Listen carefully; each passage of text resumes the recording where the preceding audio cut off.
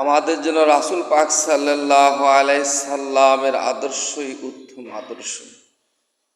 কারণ আল্লাহ পাক রাব্বুল আলামিন পবিত্র কোরআনে পাক বলেছেন, নবীজির হেদায়েত হলো সর্বোত্তম হেদায়েত।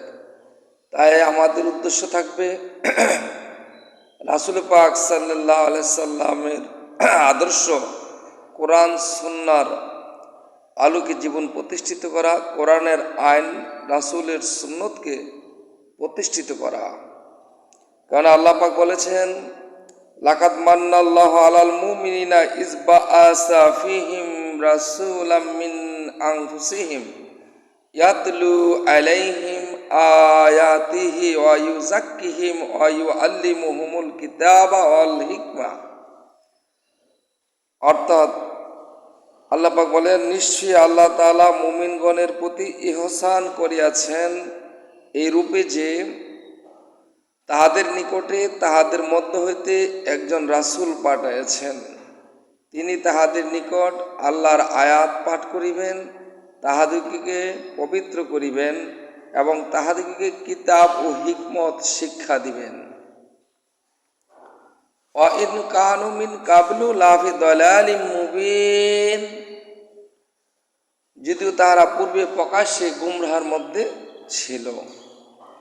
আল্লাহ রাসূল পাক সাল্লাল্লাহু আলাইহি সাল্লাম হলেন মুমিনের জন্য হেদায়েতের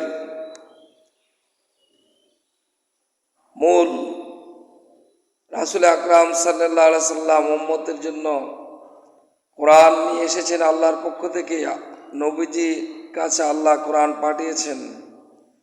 কোরআনের মধ্যে কোনো সন্দেহ নেই। কাজেই আমরা কোরআনের দিকে এবং রাসূলের সুন্নতের দিকে আমরা দাবিত হব। আল্লাহ পাক বলেন, লাকাদ অবশ্যই বা নিশ্চয়ই মান্নাল্লাহু আলাল মুমিনিনা মুমিনগণের প্রতি ইয বাআসা ফীহিম রাসূলাম মিন আনফুসিহিম ইয়াতলু আলাইহিম আয়াতিহি। নিশ্চয় আল্লাহ তাআলা মুমিনগণের প্রতি ইহসান করিয়াছেন এরূপে যে তাহাদের নিকটে তাহাদের মধ্য হইতে একজন রাসূল পাঠাইয়াছেন। রাসূলাম মিন আনফুসিহিম ইয়াতলু আলাইহিম আয়াতিহি ওয়া ইউযাক্কিহিম ওয়া ইউআল্লিমুহুমুল কিতাবা ওয়াল হিকমা। অর্থাৎ রাসূল পাক সাল্লাল্লাহু আলাইহি ওয়াসাল্লামকে পাঠাইছেন, তিনি তাহাদের নিকট আল্লাহর কোরআনের আয়াত পাঠ করবেন, কোরআন দিয়ে হেদায়েত করবেন। তাই কোরআনের মধ্যে সকল সমস্যার সমাধান রয়েছে। কোরআনে যদি একটা সমস্যার সমাধান পাই তাহলে অন্য হাদিস শরীফে খুঁজতে হবে না। যদি কোরআনে না পাই তাহলে হাদিস শরীফ দেখতে হবে।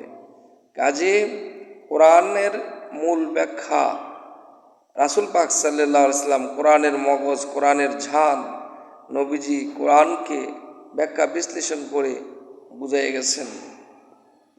ওয়া ইউআল্লিমুহুমুল কিতাব ওয়াল হিকমা এবং হিকমত শিক্ষা দিয়েছেন। নবীজি হলেন বিজ্ঞানীদের বিজ্ঞানী। নবীজি হিকমতের মাধ্যমে, জ্ঞানের মাধ্যমে রাসূল পাক সাল্লাল্লাহু আলাইহি ওয়াসাল্লাম কোরআনের আদর্শ বাস্তবায়ন করে গেছেন। আর আমাদেরকেও কোরআনের আদর্শ বাস্তবায়ন করতে হবে। তাহলে আমরা গোমরাহ থেকে ফিরে আসব। ওয়া ইন কানু মিন কাবলু লাফি দালালিম মুবিন। যদিও তাহারা প্রকাশ্যে গোমরাহের মধ্যে ছিল, তাহলে বোঝা গেল কি, গোমরাহি, পথভ্রষ্টতা, কোরআনের আলোকে জীবন প্রতিষ্ঠিত করলে, নবীজির সুন্নতের আমল করলে, তাহলে আমরা পথভ্রষ্ট গোমরাহ থেকে ফিরে আসব। ৭২ ফেরকা থেকে আমাদের ঈমানকে বাঁচাইতে পারব। কোরআন সুন্নাহর আইন বাস্তবায়ন করার জন্য আল্লামা রিজভী মাওলা কেবলা কাবা তিনি সংগ্রাম করেছেন। জীবনে বহুজ বাহাস মুনাজারা করেছেন, সত্যের ডঙ্কা বাজিয়েছেন, সুন্নিয়তের ধামান ধরেছেন, ইমাম হুসাইনের আদর্শ বাস্তবায়ন করে গেছেন। কাজে আমরা বাতিল মতবাদ মানতে পারি না। আমরা আল্লাহর কোরআন, রাসূলের আদর্শ, আল্লাহ রাসূল যেভাবে ইসলাম প্রতিষ্ঠিত করে গেছেন সেই মতে পথে আমাদের থাকতে হবে। এর বাহিরে গেলে আমরা পথভ্রষ্ট হয়ে যাব। নবীজির পথ মতে যেন আমাদের তৌফিক দান করে, আমিন।